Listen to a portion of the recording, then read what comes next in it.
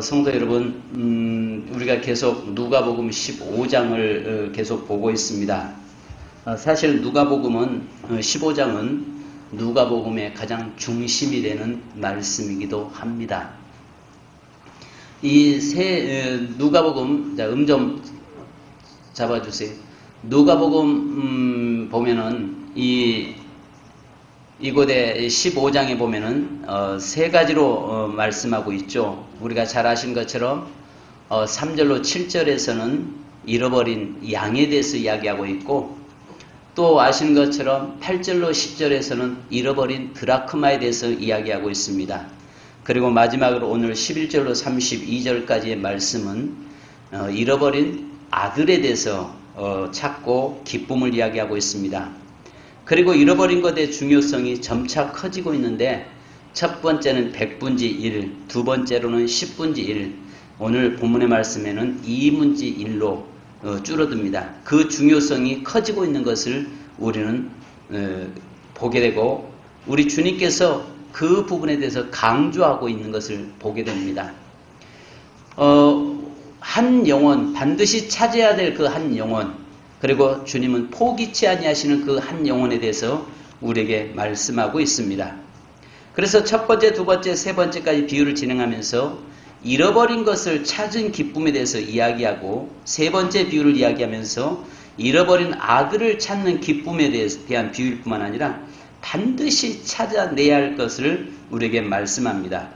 예수님이 이 세 개의 비유를 통해서 하나님께서 예수님 보내심으로 죄인이 하나님 나라에 들어오게 된 기쁨을 강조하고 있는 것입니다. 그래서 세 번째 오늘 본문의 이 비유는 우리가 너무나 잘 알고 있는 내용이죠. 수없이 많은 말씀을 들었고, 저도 목회하면서 수없이 많은 설교를 했던 내용이기도 합니다.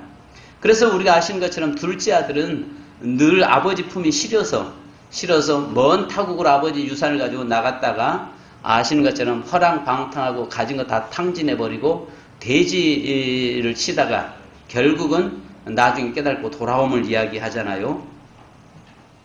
그런데 반면에 우리가 이 둘째 아들에 대해서는 이야기를 참 많이 했습니다마는, 거기에 나타나 있는 큰아들의 문제, 그러니까 그 집 안에 있는 그 두 아들이 똑같이 다 잃어버린 아들이었던 것을 우리는 보게 됩니다.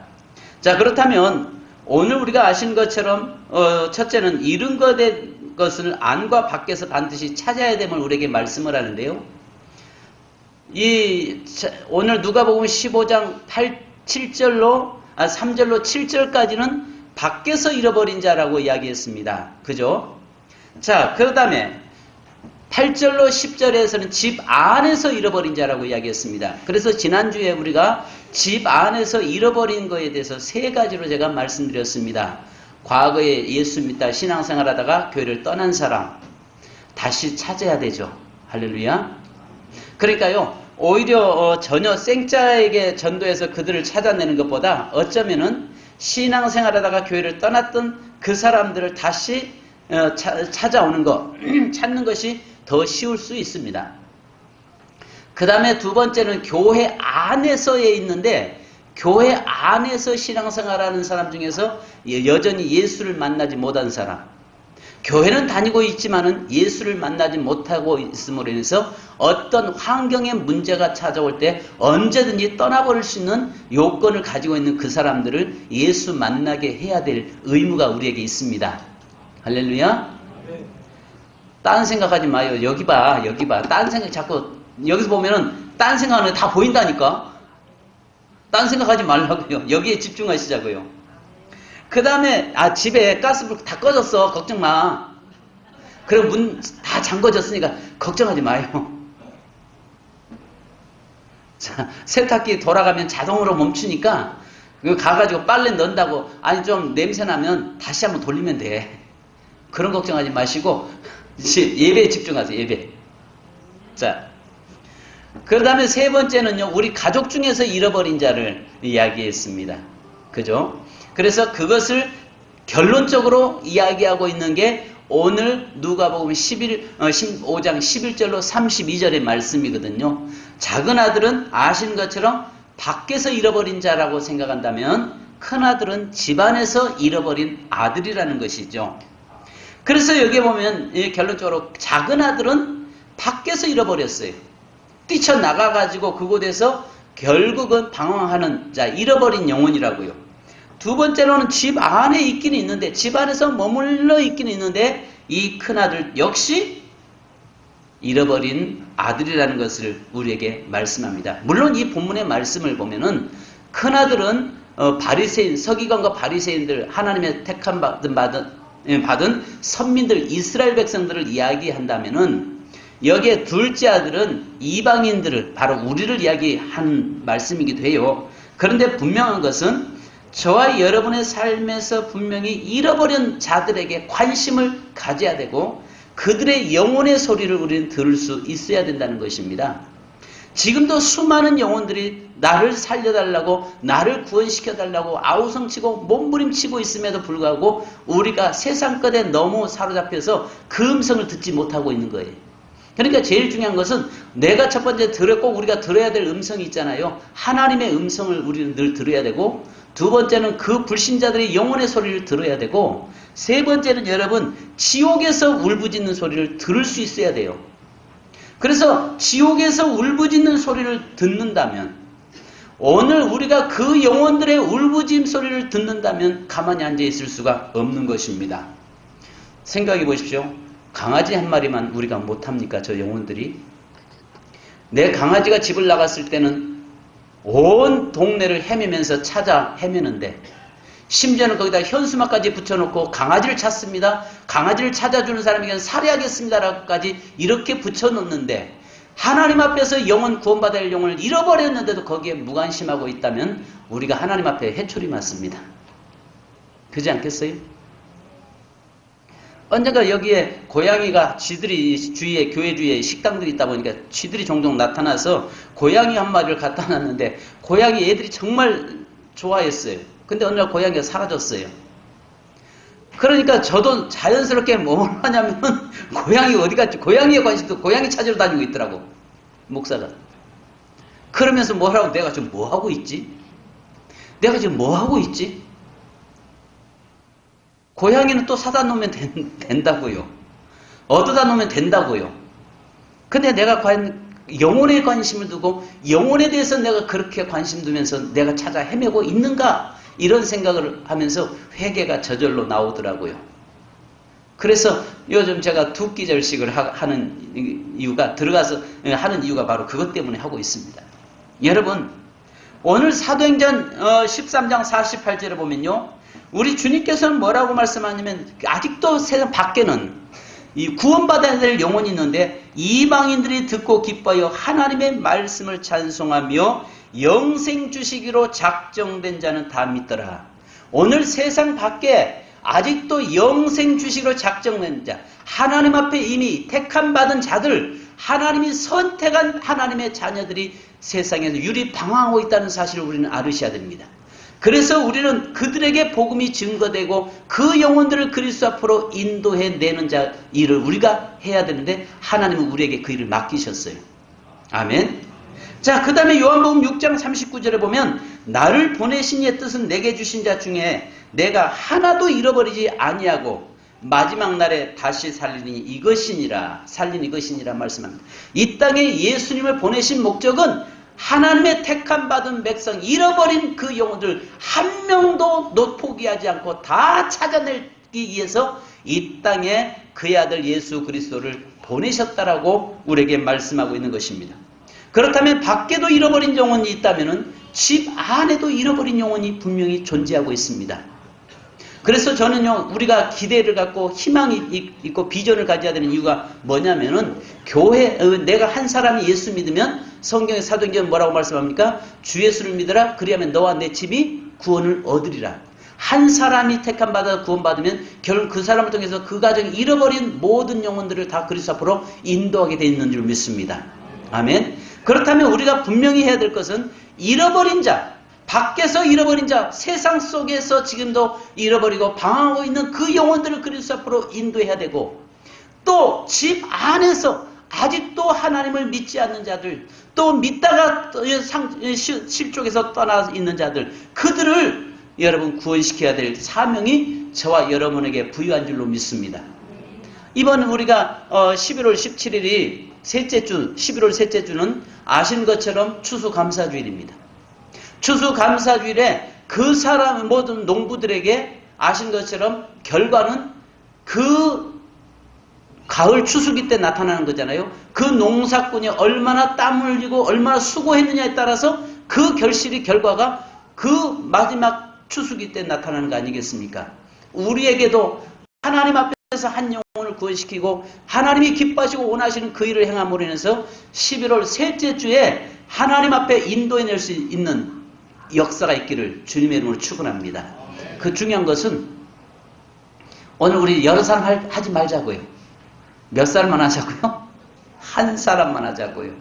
한 사람. 아멘. 그러면 아시는 것처럼 아시는 대로 뭐 누군가가 할 것이다가 아니라 내가 한 사람을 놓고 그 한 영혼을 구원시켜내는. 그래서 성경에서 뭐라고 말씀합니까? 한 영혼 구원시킨 것이 세상을 구원시키는 일이라고 말씀하거든요. 한 사람 구원시키는 것이 결국 온 세상을 구원하는 일인 줄로 믿으시기 바랍니다. 그러면 우리가 그 일을 하기 위해서는 오늘 성경 본문에 말씀한 것처럼 아버지의 마음을 소유해야 된다는 것이죠. 하나님의 마음을 소유하는 자가 저와 여러분 되기를 주님의 이름으로 축원합니다. 지금도 저희는 종종 저희 시골에 가면 그런 이야기를 합니다. 저희 어머니가 키가 굉장히 작으세요. 저도 그래서 그 씨가 작아서 저도 작은 것 같습니다. 근데 저희 어머니 바로 저희 옆집에 한 아주머니는 키가 굉장히 커요. 동마을에 제일 키가 큰 분이에요. 근데 이분에게는 아이가 없어요. 자녀가 없었습니다. 근데 저희 어머니는 작아도 7남매를 낳으셨어요. 그런데 그 마을에 저수지 학교 갔다 오다가 초등학교 2학년짜리들이 남자 아이들이 거기서 물놀이 하다가 뭐 헤엄치다가 그 깊은 데로 들어가 가지고 허우적거리고 있는 겁니다. 그런데 다른 다른 아이들은 그냥 무서우니까 다 도망가 버리고 옷 벗고, 왜냐면 친구가 들어가서 허우적거리고 있으니까 무서우니까 옷도 입지 않고 그냥 도망가고 있는 것을 저희 어머니가 본 겁니다. 지금 너희들 왜 그러냐 하니까 누가 지금 물에 빠졌어요 한 거예요. 그래서 밭에서 일을 하던 두 사람이 저희 어머니하고 키 큰 그분이 가가지고 들어갔는데, 이분은 그 키 컸던 분은 들어가면 능이 나중에 보면 목까지 닿는데 무서워서 들어가다 나와버린 거예요. 근데 저희 어머니는 키가 작으니까 들어가면 물속에 완전히 잠기는데 들어가서 그 아이를 건져냈어요. 근데 그 놀랍게도 그 건져낸 그 아이가 지금 목사가 됐어요. 저의 3년 선배예요.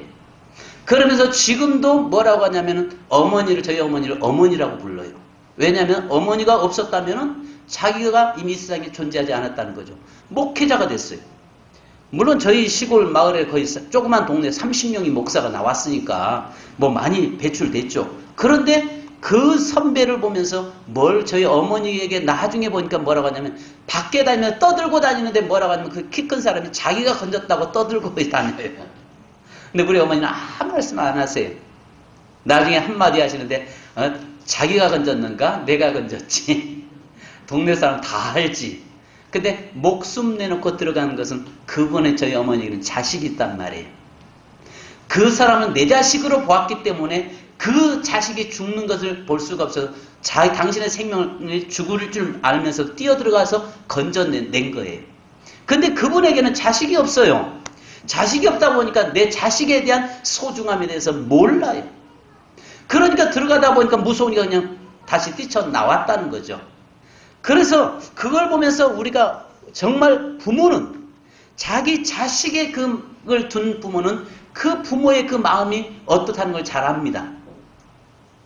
우리의 삶이 그렇습니다. 오늘 여기 있는 아버지의 마음을 저와 여러분이 소유해야 될 것이고, 이 마음은 곧 하나님의 마음입니다. 그래서 곧 이 마음을 품으라고 이야기하는데 곧 그리스도 예수의 마음이라고 우리가 성경은 말씀하고 있지 않습니까? 그러면 여기에 보니까 이 아버지의 마음은 어떤 마음입니까? 끝까지 포기하지 않는 아버지의 마음이었습니다. 그 다음에 죽을 죄를 지었어도 그 용납하시고 용서하시는 아버짐을 우리는 보게 됩니다. 그래서 오늘 12절에 보니까 아버지의 것을 가지고 뛰쳐나갔던 그 아들을 보면서도 또 그리고 나가 20절에 보니까 시간이 조금 갑니다만은 보십시다. 20절. 이에 일어나 아버지께로 돌아가니라. 아직도 거리가 먼데 아버지가 그를 보고 측은히 여겨 달려가서 목을 안고 입을 맞추니 늘 기다리고 있는 아버지의 그 마음을 우리는 보게 됩니다. 그리고 또 22절을 보십시다. 아버지는 종들에게 이르되 제일 좋은 옷을 내어다가 입히고 손에 가락지를 끼우고 밭에 신을 신기라 라고 이야기합니다. 또 23절 같이 읽습니다. 시작. 그리고 살찐 송아지를 끌어다가 잡으라. 우리가 먹고 즐기자. 아멘. 여러분, 이 탕자가 돌아왔을 때 제일 싫어한 것이 뭐였습니까?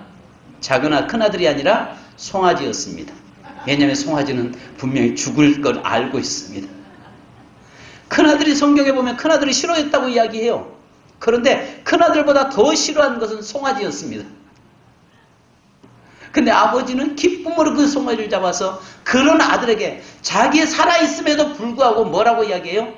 아버지가 죽었다고 가정하고 아버지의 유산을 내게 주십시오. 그걸 가지고 아버지 곁에 사는 것도 아니었어요. 가지고 나가서 먼 타국에 가서 창기들과 다 허비해버린 사람 아니에요? 그럼에도 불구하고 그 아들이 돌아오니까 날마다 기다리면서 그에게 가장 좋은 옷을 입히고 그에게 또 가장 살찐 송아지를 잡아서 그에게 제공해주는 그 아버지 한없는 사랑을 우리에게 말씀하는 것입니다. 성도 여러분, 제일 중요한 것은 우리에게 그 아버지의 마음을 좀 갖자는 거죠. 자식 없는 사람의 마음이 아니라 내 자식을 잇는 그 부모의 심정으로 여러분 우리 한번 살아보자는 거죠. 그래서 하나님의 마음으로 그 한 영혼 저 영혼이 지옥 간다고 하는 사실, 저절하게 지옥의 그 불구덩이 속에서 영원토록 끝도 없는 그 세계에서 고통 속에 살아갈 그 영혼들을 우리가 한번 구원시켜보자는 거죠. 한 사람은 할 수 있지 않겠어요? 하나님은 10사람 하라고 말하지 않아요. 한 사람을 하라고 이야기합니다. 할렐루야. 한 사람. 잃어버린 그 한 사람에게 관심 두는 저와 여러분 되기를 주님의 이름으로 축원합니다. 또 24절에도 뭐라고 이야기합니까? 여기에 보니까 아버지의 그 한없는 그 아버지의 사랑의 마음을 이야기합니다. 그리고 또 큰아들이 와가지고 원망하고 불평할 때 뭐라고 이야기합니까? 타이르면서 32절 같이 한번 읽습니다. 시작.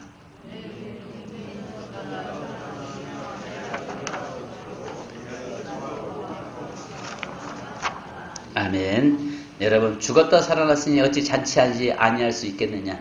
여기에 보니까 어떤 사람들은 교회가 부흥되는 것을 싫어하는 사람도 있더라고요.